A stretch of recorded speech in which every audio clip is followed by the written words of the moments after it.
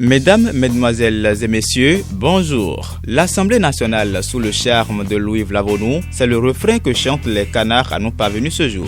La primeur livre l'information en premier, adoption à l'unanimité des députés du premier rapport du président de la 8e législature, Louis Vlavonou passe. Matin libre dans cette même vision écrit, adoption de son rapport d'activité, premier test réussi pour Vlavonou. La nation renseigne également que le premier rapport d'activité de Louis Vlavonou est plébiscité. Même son de cloche pour le quotidien Le Meilleur qui affiche Assemblée nationale, le premier rapport du président Vlavonou obtient le quitus des députés. Et à Le Télégramme de remarquer que pour un coup d'essai, ce fut un véritable coup de maître, cette présentation du premier rapport d'activité du président Louis Vlavonou. Le dit rapport a été voté à l'unanimité des députés, continue le journal. Pendant ce temps, le sommet Russie-Afrique suit son cours. Le Télégramme revient et nous apprend que Poutine se félicite de la nouvelle page ouverte avec l'Afrique. L'autre vision relaie également l'information et parle d'une nouvelle ère en perspective pour l'éducation béninoise, dont cette participation du président Talon au sommet Russie-Afrique.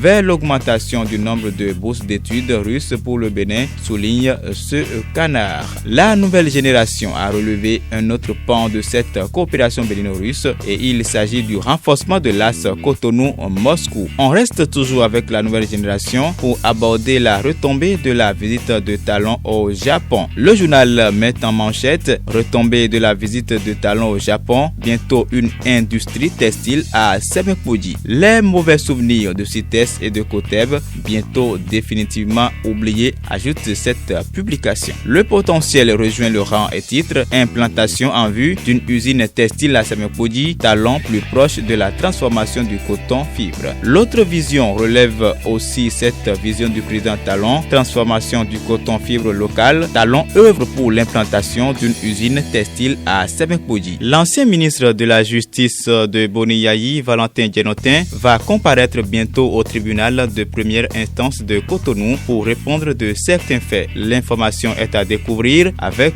le Télégramme qui indique tribunal de première instance de Cotonou, Valentin Djenotin convoqué à comparaître devant le juge le 8 novembre. Et a le potentiel de préciser que Djenotin sera le nouveau client du procureur Mettons-nous dans une affaire de recel de documents administratifs. Une citation directe à comparaître a été déposée à son domicile hier, poursuit le journal. Retour sur l'actualité relative aux inondations à Cotonou et environ. Matin libre annonce que la situation préoccupe Nyonofou. Le Télégramme confirme et écrit à propos gestion des pluies diluviennes suivies des inondations. Le maire Isidore Nyonofou est très préoccupé. La primeur signale quant à elle que pour la situation du pont Djonou-Godomé, les autorités déplorent l'incivisme des riverains. Direction Grand Popo où le meilleur informe que le député Joseph Amavi Anani lance un vibrant appel aux bonnes volontés suite au débordement du fleuve Mono de son lit. Rendons-nous à présent à l'église et plus précisément à l'église catholique où le Télégramme nous apprend que le pape est prêt à faire une croix sur le célibat des prêtres. Fin de cette revue de presse, excellente fin de semaine à chacun et à tous.